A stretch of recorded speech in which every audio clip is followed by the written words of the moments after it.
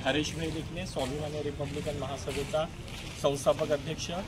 खरं म्हटलं तर भारतीय संविधानाचं 75वं अमृत महोत्सवी वर्ष चालू आहे आणि ह्या 75व्या अमृत महोत्सवी वर्षामध्ये अतिशय निंदनीय अशी घटना परभणी या जिल्ह्यामध्ये घडलेली आहे। घटना काय घडली हे सर्वांना माहितीच आहे।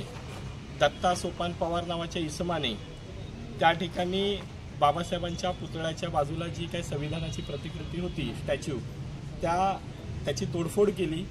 त्याच्यानंतर परभणीमधील जो आंबेडकरी समाज होता त्याने संताप व्यक्त करत त्या घटनेचा तात्काळ निषेध नोंदवला। आरोपीला पकडलं, त्याला चोप दिला, पोलिसांच्या स्वाधीन केलं।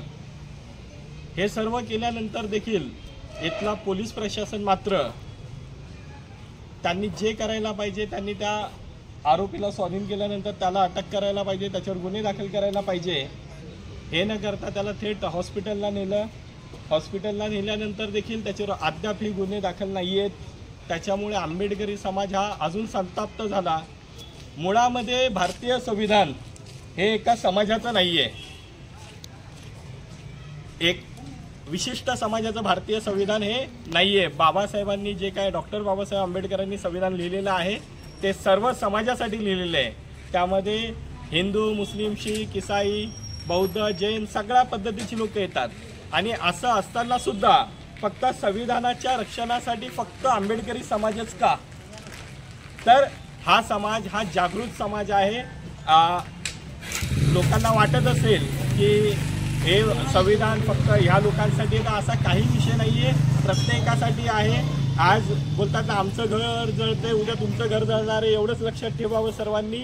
आणि सगळ्यात महत्त्वाचं की पोलीस प्रशासनाने जो कोणी इसम आहे दत्ता सोपान पवार त्याला तात्काळ अटक करायला हवं, त्याच्यावर गुन्हा दाखल करायला हवा, एवढीच मागणी फक्त तिथल्या लोकांची होती। आणि असं असताना देखील जर का ते लोक अटक करत नसतील, गुन्हे दाखल करत नसतील तर कुठेतरी प्रशासनाला हे वातावरण सगळं चिघळायचंय।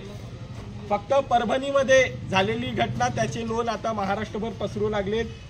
प्रत्येक ठिकाणी आता बैठका चालू आहेत। काही जण पोलीस स्टेशनला निवेदनं देते, कोणी तहसीलदारला देते, कोणी जिल्हाधिकारी कार्यालयांमध्ये देते। त्याला कारण हे आहे की प्रशासनाचा गलथानपणा, पोलीस प्रशासनाचा जो गलथानपणा चालू आहे तो कुठेतरी त्यांनी थांबवला पाहिजे आणि त्यांनी तात्काळ दत्ता सोपान पवार याच्यावर गुन्हे दाखल केले पाहिजेत। आणि जोपर्यंत त्याच्यावर गुन्हे दाखल होणार नाही तोपर्यंत कोणीही शांत आणि स्वस्थ बसणार नाही। याची दखल पोलीस प्रशासनाने घ्यायला हवं। जे मुख्यमंत्री आहेत देवेंद्र फडणवीस त्यांनी याची दखल घ्यायला हवी। असं न करता जर त्यांनी असंच जर का हा विषय रेंगाळत ठेवला तर नक्कीच त्यांना महाराष्ट्र पेटवायचं आहे।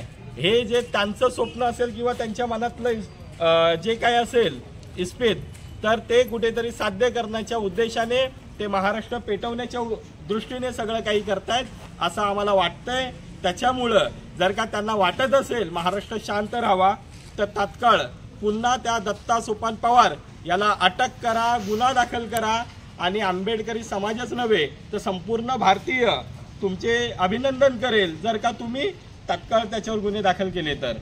आणि भारतीय संविधानाचा अमृत महोत्सवी वर्ष चालू असताना जर अशा पद्धतीच्या घटना घडत असतील आणि जो व्यक्ती आहे तो या भारतातलाच आहे का, आणि जर भारतातला आहे त्याने ते का केलं, कशा केलं आणि त्याच्या मागचा सूत्रधार कोण हे सगळं आपण शोधून काढलं पाहिजे। एवढी मी यावेळी स्वाभिमानी रिपब्लिकन महासभेच्या वतीने आपल्यासमोर मागणी करतो आणि थांबतो। जय भीम, जय भारत।